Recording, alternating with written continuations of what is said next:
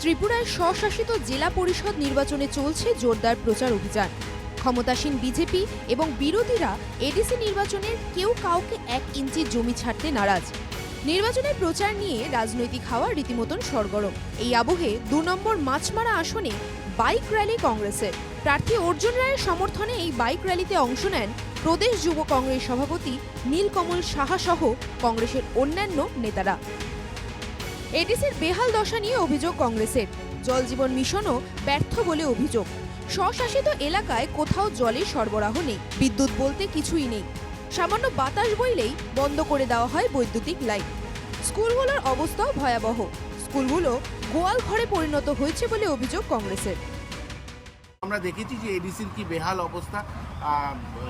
জল মিশনের কোনো জল কেন্দ্র থেকে জল আসছে না, ইলেকট্রিসিটি নেই, একটু হাওয়া চললে লাইন বন্ধ করে দেওয়া হয়, কোনো রকমের পরিষেবা নেই।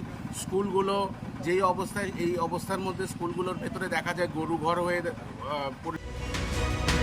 এডিসি এলাকায় কোনো উন্নয়ন হয়নি বলে অভিযোগ, তাই মানুষ হতাশার মধ্যে দিয়ে দিন কাটছেন বলে মন্তব্য করেন মাছমারা কেন্দ্রের কংগ্রেস প্রার্থী অর্জুন রায়।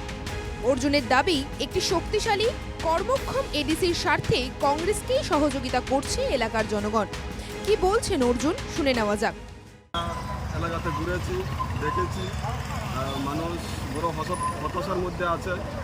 আমরা জনগণের সাথে কথাও বলেছি, ওনারা বিজেপিকে আর চাইছে না এই এডিসিতে, মতাকেও চাইছে না। এবার একমাত্র একটা সুষ্ঠু সুন্দর এডিসি সরকার গঠন করতে মানুষ আমাদেরকে সহযোগিতা করছে। এদিনের কর্মসূচি থেকে জনজাতিদের স্বার্থে পাহাড়ে কংগ্রেস সরকার গঠনের জোরালো ডাক দেন নেতারা। মাছমারা বাজার সংলগ্ন কংগ্রেস অফিসের সামনে থেকে বাইক র্যালি বেরিয়ে বিভিন্ন এলাকা পরিক্রমা করে। কুমারঘাট থেকে জনি ভট্টাচার্যের রিপোর্ট, NKTV বাংলা।